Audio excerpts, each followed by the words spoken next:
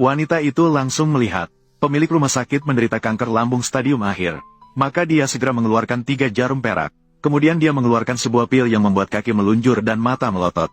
Memberikan pil itu kepada pemilik. Tak disangka, di detik berikutnya, pemilik rumah sakit akan pergi ke alam baka. Pemilik itu tiba-tiba berdiri dengan semangat. Dan untuk membalas budi wanita yang telah menyelamatkannya, pemilik itu langsung mengeluarkan cek sebesar 5 juta sebagai imbalan. Namun ditolak langsung oleh wanita itu. Maka dia mengajukan, ingin agar pacarnya menjadi wakil direktur rumah sakit.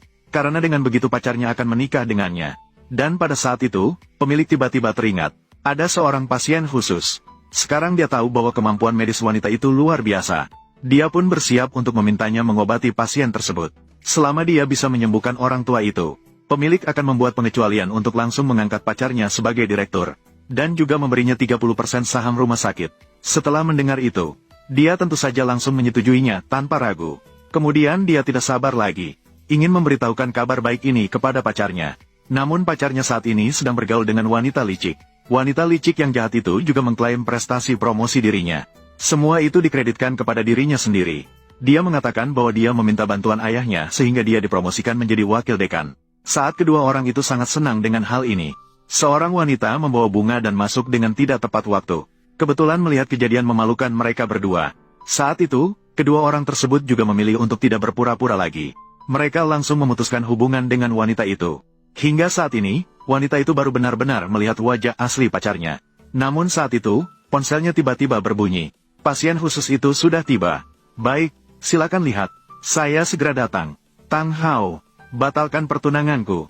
Kamu masih tidak terbatas. Aku menceraikanmu. Kamu tidak bisa duduk di posisi ini terlalu lama.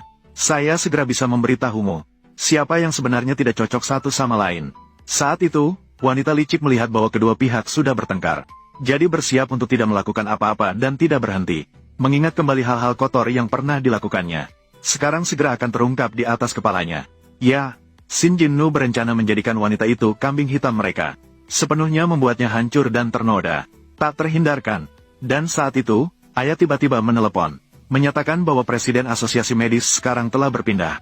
Rumah sakit mereka meminta agar mereka harus menerima dengan baik. Seketika membuat kedua orang itu sangat senang. Karena selama mereka bisa menjalin hubungan dengan Qin Lao, mencapai puncak kehidupan hanya masalah waktu. Maka kedua orang itu tidak sabar untuk bersiap menyambut. Namun mereka tidak tahu bahwa pasien wanita itu adalah Qin Lao. Dan wanita itu hanya meraba nadi. Sudah mengetahui kondisi penyakitnya. Dan saat itu Qin Lao langsung mengenali wanita itu sebagai dewa obat. Karena dia pernah mengunjungi dia secara langsung di gunung. Namun sekarang ada tekanan tumor di kepalanya. Mengakibatkan tidak bisa kembali. Jika tidak, pasti akan langsung berlutut dan menghormati wanita itu. Segera terlihat wanita itu. Sekali lagi, dia mengeluarkan 2 bola yang bisa meregangkan kaki dan melotot. Seketika itu membuat putra ketua terdiam di tempat. Ini adalah seni meramu obat. Obat dibakar di telapak tangan menjadi pil. Jalan seni meramu obat. Sangat nyata dan sangat palsu. Siapa sebenarnya kamu? Ini adalah pil pemulihan. Dapat menggerakkan seluruh energi dan darah. Menghilangkan semua sumber penyakit. Seandainya bukan karena obat ajaib orang dewasa. Dengan kata lain, hanya dengan mengonsumsi ini saja sudah bisa sembuh. Juga perlu mengonsumsi pil pelindung ini. Efek obat pemulihan terlalu kuat. Jika tidak dipadukan dengan pil pelindung ini, takutnya seluruh energi dan darah akan mengalir terbalik. Darah mengalir dari 7 lubang.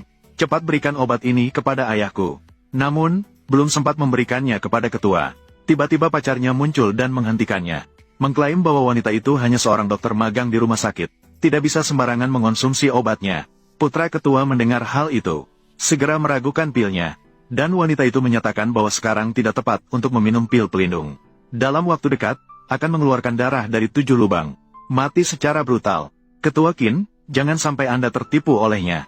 Dia biasanya menipu orang di mana-mana untuk mendapatkan uang. Menipu orang yang tidak sakit. Di tangannya, semua menjadi penyakit terminal.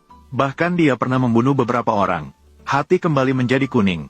Hati dan mulut berwarna kuning. Jelas-jelas kalian berdua merencanakan untuk meraih kekayaan dan membunuh. Apa yang kalian katakan itu benar semua.